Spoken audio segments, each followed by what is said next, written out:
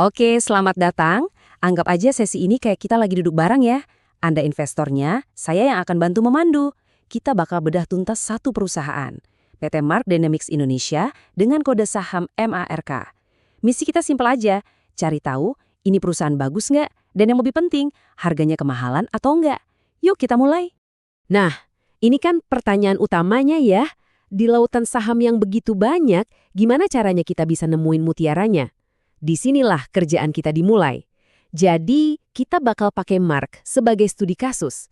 Kita saring semua infonya bareng-bareng untuk cari jawabannya. Oke, kita mulai dari yang paling dasar dulu. Pertama-tama, kita mesti ngerti, perusahaan ini sebenarnya jualan apa sih? Dan yang paling krusial, apa yang bikin mereka spesial? Apa benteng pertahanan alias moatnya yang bikin pesaing susah banget buat ngeser posisi mereka? Coba bayangin deh, Mark itu bukan bikin sarung tangannya, tapi mereka bikin cetakannya.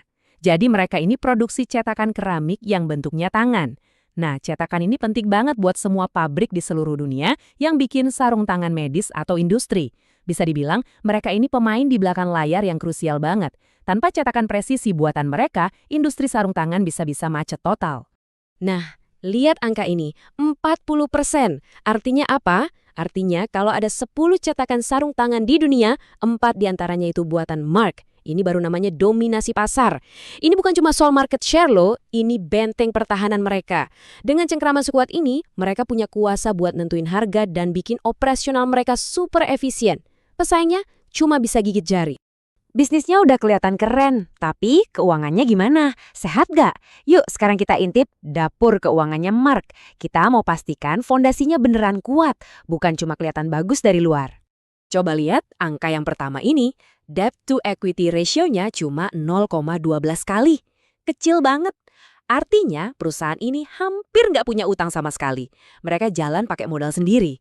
Buat kita sebagai investor, ini tuh musik yang indah banget. Kenapa? Ya jelas, risikonya jadi jauh lebih kecil, mereka lebih fleksibel, dan yang pasti, labanya nggak habis cuma buat bayar bunga utang. Udah utangnya kacau, kasnya banyak pula. Bayangin, mereka punya duit cash hampir 145 miliar rupiah. Itu artinya mereka punya amunisi lebih dari cukup buat ekspansi, bagi-bagi dividen ke kita, atau bahkan kalau ada krisis, mereka santai aja nggak perlu ngutang. Posisi kayak gini tuh kuat banget. Oke, sekarang kita lihat metrik yang jadi pembeda antara perusahaan bagus dan perusahaan luar biasa. Return on Equity atau ROE. Angka 32,2% ini nunjukin seberapa jago manajemennya mengubah setiap rupiah modal dari investor jadi keuntungan. Biar ada gambaran ya, ROE di atas 20% itu udah dianggap hebat loh. Nah ini, di atas 30%, ini udah level perusahaan kelas dunia. Nah, grafik ini ngejelasin semuanya dengan gampang. Lihat deh, batang hijaunya itu modalnya, naik terus. Sementara garis ungunya, rasio utangnya, malah turun terus. Ini bukan cuma sekedar neraca yang sehat ya. Ini gambaran nyata gimana benteng finansial mereka makin kokoh dari tahun ke tahun. Tapi nggak ada perusahaan yang jalannya mulus-mulus aja. Cerita Mark beberapa waktu terakhir ini adalah tentang comeback. Coba kita lihat gimana mereka bangkit lagi setelah mabuk permintaan gila-gilaan pasca pandemi.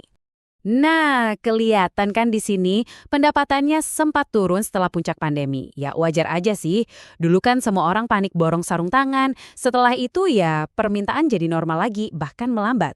Investor yang gampang panik pas lihat grafik ini mungkin langsung jual sahamnya. Tapi investor cerdas kayak kita bakal nanya ini masalah sementara doang atau masalah permanen.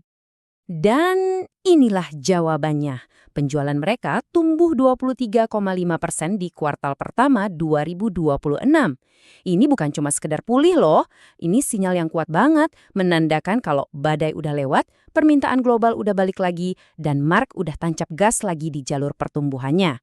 Nah, titik balik kayak gini yang kita cari-cari sebagai investor. Oke, sampai sini kita udah sepakat ya.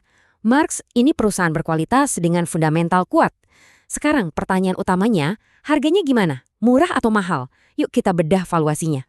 Sebelum kita lanjut, kita samain persepsi dulu soal alat ukur utama kita, PE ratio. Gampangnya, anggap aja ini label harga sebuah saham. Makin rendah angkanya, secara umum artinya makin murah harga saham itu dibandingin sama laba yang dia hasilkan. Simple kan? Oke, kita lihat datanya langsung. Lihat PE ratio-nya Mark, jauh di bawah rata-rata pasar. ini indikasi harganya lebih murah. Terus, dividen yield-nya lebih tinggi dari rata-rata sektornya. Menarik. Dan ini yang paling penting, lihat ROI-nya. Ukuran profitabilitasnya jauh ngalahin pesaingnya. Jadi kesimpulannya gimana? Jelas banget, kita dapat perusahaan yang super unggul secara fundamental, tapi harganya lagi diskon.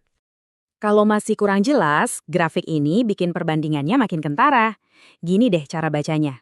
Untuk setiap Rp1 laba, investor di pasar rata-rata mau bayar Rp17,8. Nah, kalau buat Mark, cukup bayar Rp10,7 aja. Ini namanya diskon gede buat perusahaan yang jadi pemimpin pasar. Oke, kita udah punya analisis sendiri nih. Sekarang coba kita intip para analis profesional ngomong apa. Kira-kira mereka ngelihat potensi yang sama nggak ya sama kita? Ini adalah target harga rata-rata dari para analis yang ngikutin saham ini.